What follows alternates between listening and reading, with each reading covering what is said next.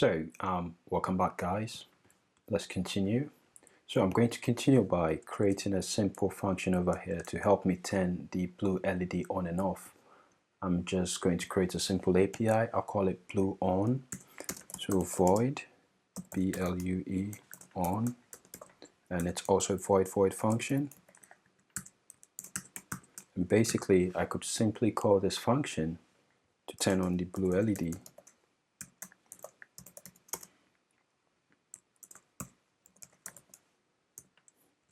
And let's have the counterpart, which is going to be the blue off.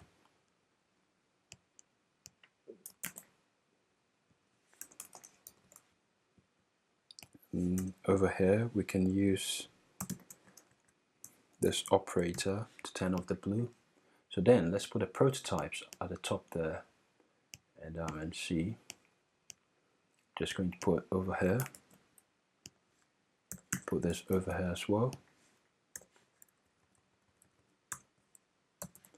So now I'll just come over here, and what I'm going to do is I'll call the new function blue on. I'll delay 1 second and then blue off, and then I'll delay 1 second again. Right, so let's compile and test on our board. Let's see. I'll leave one line here. 0 errors, 0 warnings.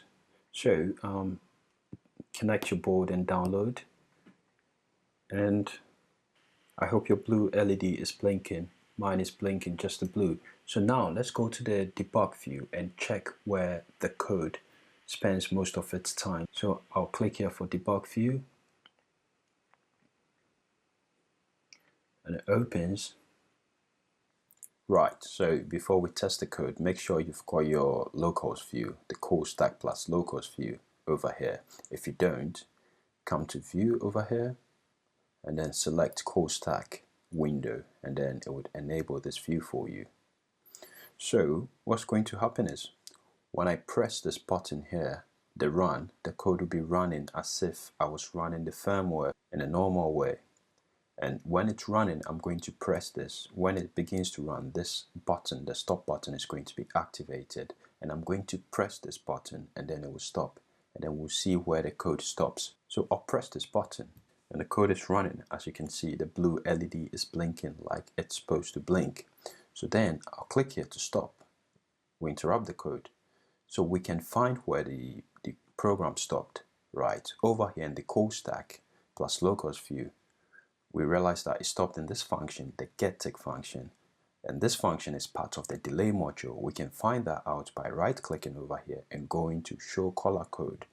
We find that it's in the delay s function. So we're going to run the code again and stop it and see. I'm running it, then I stop again, and then we find in the same place. Where does it spend its time? In the delay s. Let's do it for a third time. I just run it randomly, I stop it, and then we still find ourselves in the getTick function, which is the delay function. Right.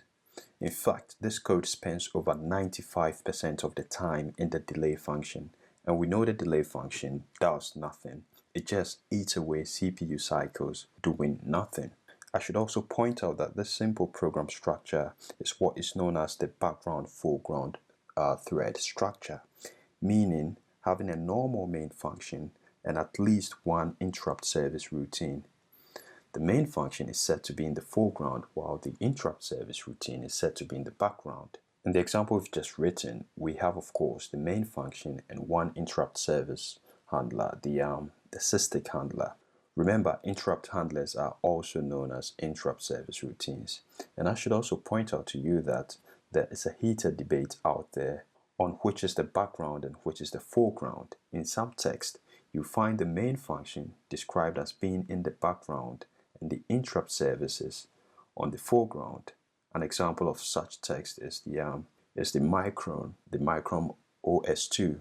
Some of you may be familiar with the Micron operating system. It's a real-time kernel, very popular, industrial grade.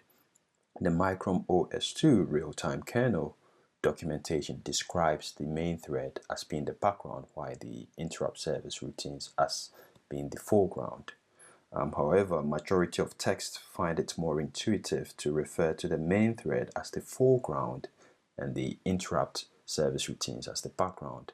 And throughout this course, we're going to refer to the main thread as the foreground and the interrupt service routines as the background. Let's take a look at the flow diagram of the simple firmware we've just written. As we can see here, it starts, it initializes the GPIO, it turns on the blue, and then it delays 1 second. It turns off the blue, and then it delays 1 second, then it goes back. But the important bit here is this rectangle over here. We see that in the delay function, we find these arrows going back up. When the execution gets here, it waits for an event and it remains blocked until the event occurs. In the case of this example, that event is the sysdig timeout.